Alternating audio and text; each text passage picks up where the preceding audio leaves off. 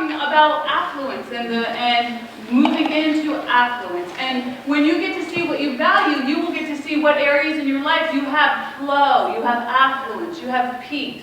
Peace is affluence. So I'm going to invite you to close your eyes just for a second. See if we can go within. I'm going to ask some questions. What is affluence for you? I asked many people this week, what does affluence look like for them? What does it look like? What does it smell like? What does it feel like? In the way that you move about the world, how do you move about the world if you imagine yourself moving affluently? In your friendships, do you imagine having affluence in your friendships?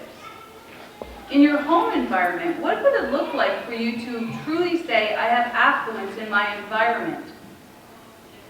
In your bank account, have you considered what that even looks like to have affluence in your bank account? In the way that you save and plan? In the way that you're generous, in the way that you give and extend? In your spirituality, can you imagine claiming spiritual affluence? What would that look like? We're going to just come back to the conversation. I ask you to imagine that because some of these places are just little nooks and crannies that we haven't peeked in recently. We've just kind of gone with, oh, it's good enough. You know, let's just settle for what's good enough. And we allow whatever comes to be what we accept, as opposed to saying, really taking responsibility for our experience. When I was thinking about affluence, I did hear from many different people. Some said affluence is having as much money as I want to spend. Some people said having affluence is having peace of mind wherever I go. You know? And for me, I was thinking the other day that I had these two really wonderful experiences. One was with my son. Yesterday, I was driving him from the halfway house to the three-quarter house. And if you didn't know they have three-quarter houses, they do. I know. I know. My son, if you don't know, he spent a lot of time in the basement depressed. Like, I didn't think he was going to come out of the basement. And I remember one day, I literally picked him up. It made me cry, but, and I couldn't get him out of the basement. And, but, you know, God did for him what he couldn't do for himself and what I couldn't do for him. And yesterday, he called and said, can you give me a ride to the three-quarters house? And I said, yeah. And we drove through the place he works, which is Starbucks. And the lady at the Starbucks said, hey, Owen. And Owen looked at me and said, hey. And she said, what's your number? And, you know, they gave us half price on Starbucks. And I was like, well, that was really nice. And I gave the girl a big fat tip. And she's like, I don't want your money. Give it to Owen. And I looked at Owen, and Owen was laughing and so lit up. And I can't tell you how much I would have paid for that. Right? I would have paid everything I owned for that. And then I had it, and I appreciated it. And that for me was affluence. I remember one time I was a little kid, I was graduating from high school, and my dad was just remarried, and he was in this full-fledged relationship with this woman who had never been married before. Her name was Madeline. She became my stepmother for 25 years. And they had a real struggle in the relationship. And I was a senior in high school, and they would literally come to me and say, what should we do? And I was like, oh, you guys are really messed up if you're asking me for advice. I'm like a teenager, and my life is not working out either. So it was really a struggle, but I was in Catholic school, and my dad, the principal called me in, and she said, you're not going to get your diploma because your father hasn't paid for the education. And I didn't understand why that was happening because my dad had money and my stepmom had money, but it was like there was a lot of crazy stuff going on. And I felt really disappointed and sad. And during that time, I also was working at a pizzeria, and I was I don't know why, but I had one of those times, you know, like where a lot of things are happening at the same time. You might have that experience sometime. And I remember I just went into the bathroom, I took a bath. And I was crying, and my sister knocked on the door. She's like, are you okay? And I'm like, and I got dressed, and I was like, I'm not going to graduate high school. You know, and that sounds so funny to say now, you know what I mean? And I don't have a dress for tomorrow, and, you know, all this stuff is happening. And she was like, well, don't worry, I can handle the dress thing. And she went into the closet of all of these, you know, bridal dresses that we had dad, and all of these, I had 5 older sisters. I mean, we had a damn dress in the house for sure. But none of them were white. So she went to the grocery store and she got a 2-bottle of Greek diary over, and she threw this dress in the bathtub. Well, I didn't know it. And the next morning she was like, hey, ta-da! And I felt like Cinderella. And somebody took a picture of me holding this dress up. And I know it seems like nothing, but it was everything. You know, because I got to go, you know, to my graduation and feel like I wasn't forgotten. You know, that's what I had felt like before that moment. And that's affluence, you know, when we do that for each other. When we say, I see you, I hear you, I know you. That's the most generous thing we can give to each other. If you're able to do that for someone, gosh, you've changed everything. You've literally been an extension of God's love. Is there a price you can put on that? I don't know. You know, so although we have this picture in our minds of what it will look like when we are affluent, I want you to know today, you are everything. You literally are everything. And you have everything. Like, you literally have everything. Like, those aren't just words, but they were given to us to know that because we were cut from the same cloth as the divine. And the divine is everything. The only thing that gets in the way of that is our own resistance and our denial of that and our belief in scarcity. Scarcity is this platform, this illusion that says, there's not enough, you're not enough, there's not enough time. It's the lullabies of the ego, you know? And God says, like, please wake up to that, because that's simply not the truth. And so in any place that you want to experience greater affluence, it's literally that, like, we're called to be the change we want to see there. Because it begins with us. We can't claim it from the outside world and grab it in and grab it in and grab it in. First of all, if you're grabbing it in from the outside, your consciousness is not going to be able to hold it. Do you understand what I'm saying? Everything has to come from you. You are the center of your consciousness. And so as you go within, you never go without. And when you go within, that's the only place you're ever going to get anything that's good, beautiful, and holy. Now, if you continue to go within and expand and extend from that place, that's when you become a channel. And you get to take that which has been given you, that good, beautiful, and holy, and channel it out into the world. And then your consciousness grows, and all of those delights, those trinkets and treasures are suddenly within your grasp because you've said yes. You know, this is what scarcity looks like. And this is what, you know, holiness looks like. And you want to begin to activate this consciousness that's holy, that knows itself as holy, so that you can be a channel for greater good in the world. And not let anything ruffle your feathers or steal your peace of mind. But if you do let something ruffle your feathers or steal your peace of mind, you got somebody in this community that you can call up and say, hey, I'm twisted. You know? That's what I was with my friend Pam yesterday. And I called her Keita. And Keita told me the loveliest story, because I asked her to pray for me, because she went through the prayer class. And I was like, hey, remember that prayer class you took? Let's put it to action. And we were talking about the Gary Renard event, but she prayed for me. And I was like, Keita, that was a great prayer. And she said, Maureen, when I first came here, I hung out something on Facebook about how my dad was, you know, struggling, and you called me and you said, can I pray for you? And you didn't even know me. And I was like, wow, I sound like a nice person in your story. And she's like, but look, then you gave me this way to prayer, and now I'm praying for you. It was a beautiful symbol of the reciprocal nature of love, you know? And so as you give, you do receive, and as you give, you do receive, and as you give, you do receive. But you have to be the one to give first. You know, don't be stingy with the mustard. A lot of times we're programmed to think, what am I going to get from this? You know? And if we begin to think that way, we're going to shut the channel down immediately. We have to stay open. I know that when I give, I receive even greater, and greater good. And not the good that I have my eye on.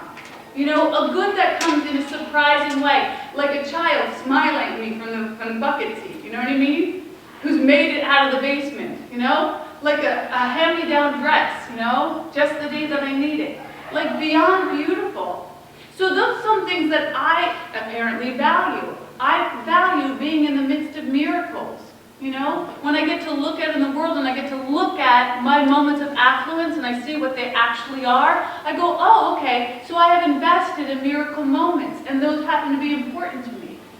So, you know, So this is for you to know. Like, I really want you to think about where your investments are. Because if they're not in alignment with your spirit, you can change them. You can choose again. Again, you know, the ego will say, you can't choose again. You already chose, you know, you're 50 years old and it's too late. And, you know, the Holy Spirit says you can choose 1,000,000 times a minute if you like. And sometimes we have to choose 1,000,000 times a minute, you know. But you can choose again and again and again and again. You know, so much, so many options. The Holy Spirit says you've been given 1,000,000 reasons to gladden yourself, and you refuse all of them. 1,000,000 reasons. Can you believe that? You know, all the ways that we look at the glass half full. You know? When we say, this isn't right, or this isn't the right person, or this isn't the right time, or these aren't the right, you know, shoes. That's what I was thinking this morning. I wanted them to be higher. You know, these are actually the perfect shoes because they're so comfortable. But that's just an example. But it's any way that we, you know, get in the midst of the harmony of God, which only says thank you, and you return to it, thank you, thank you, thank you, thank you. This harmony that you sing with God of gratitude, you know. So that's what extends your consciousness as well, you know, to be in gratitude. A Course in Miracles says that everything is neutral, and we've given everything all the meaning it has for us. We're going to have a movie night with the community, Warren Buffett's movie. Pam has already seen it. And I got to watch a little of his clips. He's one of the richest people in the whole world. And in one of his clips, he's like eating at McDonald's. I'm like, what's up with that? But you know what I mean? He values that. And he said in his clip, he said, you know, this is what I do. I don't look at price tags at all. I look at a company and I decide, and I look at the way they do business, and I look at their content, and I decide in my heart what I would value that at. And then I look at the price tag, and if the price tag's lower than what I had imagined, I purchase it. Now that's not based on science, that's based on intuition. And the way that we develop that strong intuition is by harboring a center of peace. He said that all good decision makings are based on mental well-being. You know why he said mental well-being? Because he didn't want to say peace. You know? Mental well-being is the, you know, intellectual way of saying peace of mind. So it's so important for us to cultivate peace of mind. It's not nothing, it's everything. If we cultivate peace of mind, we'll be able to make decisions that will be for our highest and greatest good that will support everyone. And we could be like Warren Buffett. Warren Beatty maybe.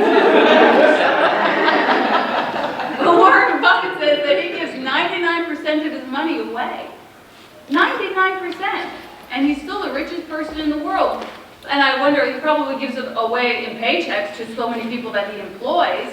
But he's also, you know, he lives he lives that kind of life, it seems. And I didn't watch the whole movie, so I can't say. But you know, my neighbor Ed Begley Jr. down in California, he used to say, you know, I live simply so others can simply live. You know, to recognize that we're connected. And then we talked last week about being at that top of the mountain. Yeah, it's so great to be at the top of the mountain sometimes. And it's so great to support each other and being at the top of the mountain. But most of us live on the road to the top. You know, most of us live in the journey. And the journey is so beautiful. Don't miss the journey, you know, if we're trying to get to the top of the mountain, because the top of the mountain doesn't last that long, you know. So that was for Warren Beatty, and I don't know, Warren Buffett. I don't know if there's still seats at that event, but it's kind of nice that we're extending it, you know, movie night and book club, you know, days, and we're really a beautiful community that's weaving in different ways. So, A Course in Miracles says, this is what it says in the Course, you can do anything I ask you. I have asked you to perform miracles and have made it clear that miracles are natural, corrective and healing and universal, and there's nothing they cannot do. But they cannot be performed in the spirit of doubt or fear. So not only are you able to perform miracles, because Jesus said this and greater things can you do, but also you are a miracle. Because you are an extension of God's love that requires no sacrifice. That means you don't have to sacrifice anything to be who you are. It's not a condition. God didn't say, you can be an extension of me when you do A, B, and C. That'd be so funny, right? What possibly could be the conditions anyhow? But no, so you're unconditional. That means that you can do anything, and you can do anything that your internal teacher asks you. So even when you're being called to do that thing and come to that moment, and you go, I'm not ready, I'm not willing, it's not working. You know, we've had those moments. You know, all we have to affirm is, you know, God brings me to it, and God will bring me through it. You know? And it will be so much better because I have allowed myself to be used as a channel. You know, because if you show up as yourself with your limited means, it's going to be awkward. But if you show up and allow yourself to just be an open channel, it's going to be brilliant. And you've experienced the difference. It's what they mean when they say let go and let God. You know, but we leave claw marks on everything. We don't want to really let go because I could still do it a little bit better right over here, God. It says you are afraid of, when you are afraid of anything, you are acknowledging its power on you. So when you are afraid of anything, you are acknowledging its power on you. You've made an altar to your own fear. And we want to look at that and dismantle our altars. God bless you, Liam. I think we got enough pictures today, but thanks, I really appreciate it. You got a new camera. Yeah, so. I'm using the same camera, this is not new. No. It wasn't even new when I bought it from you, it was secondhand. So. New to you a few weeks ago. So if you're afraid, you will inevitably value wrongly. So be sure before you make a decision that you come from a holy state. You know, I had a friend send me this email the other day, and she was talking about how she had this grievance, and so she was going to go do this thing. And I was like, don't build anything on a grievance, man. That's going to be horrible. It's going to be fractured all the way to hell. If you want that, go for it. But wouldn't it be better if you stopped and got holy and said, how is this for me? And then decided from there to make a holy choice in love? So, Course in Miracles says, if you're afraid, you will inevitably value wrongly, and by endowing all thoughts with equal power will inevitably destroy peace. And that's why the Bible speaks of the peace of God which passes all understanding. There is a peace which is totally incapable of being shaken by any error. It denies the ability of anything not of God to affect you. Isn't that beautiful? So when we say peace that passes all understanding, we're talking about what Einstein said when he said, don't solve the problem at the level of the problem. If you try and figure this out on your own, it's not going to work out. So you got to figure out how you can get to a higher understanding of it. You can get to a higher understanding through coming to Sunday morning. You can get to a higher understanding through 12 steps. You can get to a higher understanding by joining with your brother or sister and saying, I'm tangled, help me out here. Because wherever two or more are gathered, there lives miracles. You know, and if you're willing, the solutions will show up. So you don't want to solve the problem from your own little mind, because you know what happens here. It's a bad neighborhood. You get tormented and beat up in there. And as you begin to develop this bigger, bolder, brighter consciousness, form follows consciousness. So the form will show up for your highest and greatest good. And you don't want to be the one selecting your form. Look at Ray. Did you see that job coming down the line for you?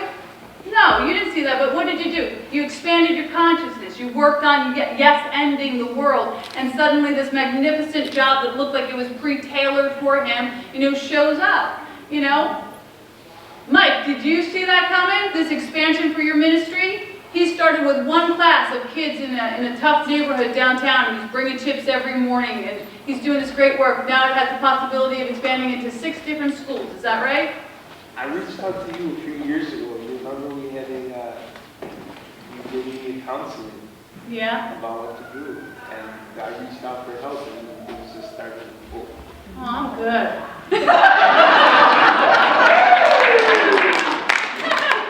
So I can say every kid who gets meditation, I did that. All right, no you're not. I didn't show up all those hours though. You know, it was your yes. Your yes is so beautiful, Mike, nothing could have gotten in the way. Nothing could have gotten in the way. You own that. You did that. You grew that. You continue to grow that. And that good will return to you multiplied abundantly. You know, you're my teacher. So I thank you for that. You're an example of what's possible for all of us. Your hours are so worthy. Your hours are spent in such a worthy way. I can't even imagine every kid that comes to his ministry, every kid that gets to choose love instead of fear, every kid who might not join a gang because they're getting potato chips and meditation at this rough end of school. Who does that? Who goes there? He does. He does. And I get to stand up here and look pretty and get all thanks. Whatever, I'll play my role. But not for a minute can I take credit for that, Mike, because that's you. So, actually that's God. So that's God beneath us all. So the questions that we want to start to contemplate, I had this one teacher, Paramahansa Yogananda, who was my first major teacher, and he said spiritual poverty, it is spiritual poverty, not material lack, that lies at the core of all human suffering. So when I say to you, what does it look like to have an affluent spiritual, way of being? To be affluently spiritual? Man, that's what the world needs now. We have all the cars, we have all the Starbucks, we have all the houses, we have all the bank accounts, or we're in the circle of that, and we're still thinking I don't have. Why? Because we don't have our spiritual affluence. I want you to chase that like it's the last bus out of hell. I want you to go for that. We do go for that because we do it every single morning. We show up to our spiritual practice. And I want you to have that, because if you have that, you have everything. And you deserve everything because you are everything. And you might not have been told that in your life, but I'm here to tell you, you are. And you could cause this world to light up in love. Like, don't waste a minute of that opportunity to do that. It's so beautiful when you get to see that. I can't even imagine the beauty we must see every morning, Michael, when you see the sunrise and all those boys and girls. The real questions this morning are, do you value yourself? Do you know that that's truly who you're here to be? Do you know what you value? Do you know your optimal potential? Do you know your optimal potential? If you don't, then you got to get with somebody who's going to see the optimal potential in you. You got to get to that person who loves you unconditionally and say, hey, what do you see in me? Because I sometimes have blind spots, and I need you to wake me up to what's possible. I don't want to have these blind spots. I don't want to be twisted and tormented. I really do want to live my life on fire and fully informed of my greatest purpose and my highest possibility. But the only way we can do that is if we value that, if we don't fall asleep to our potential. And then when you find out what that is, are you communicating that to the world? I told you that story about sitting in the cab with Sandra Bullock, and she's like, I'm going to be a name actress. And I was like, oh my God, how dare you? I was crawling out of a blue-collar consciousness that was like, you just get what you get and you don't get upset, Just work for a living by the sweat of your brow and maybe you can scrap by, Well, today, we get to sing a new song, I'm okay with God using me to his optimal potential. Whatever that looks like, I don't want to be the one to get in the way. Are you okay with God using you for its optimal potential? Are you really committed to not letting your fears get in the way? I would love for you to say yes to that today. If we get a communal yes, 1, 2, 3. Yes! Oh, that was hot. Hey, thanks for watching. If you want more tips and tools on how to be a spiritual vixen, go on over to my website, MaureenMuldoon.com, and you can sign up for my love notes. Until then, I'm Maureen Muldoon, the spiritual vixen, reminding you to love more, fear less, and don't forget to laugh.